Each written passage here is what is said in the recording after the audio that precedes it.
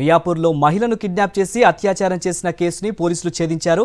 ఈ దారుణానికి పాల్పడ్డ ఇద్దరు నిందితులు బలకుమార్, మహేష్లను అరెస్టు చేసినట్లు మియాపూర్ ఏసీపీ శ్రీనివాస్ వెల్లడించారు.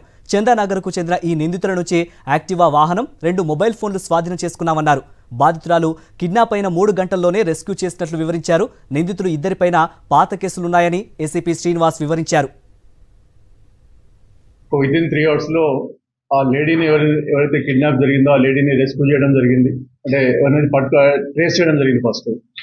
దాని తర్వాత టీమ్స్ ఏవైతే ఫామ్ చేసామో ఈ కేసు కట్టడం, కిడ్నాప్ కేసు కట్టడం జరిగింది.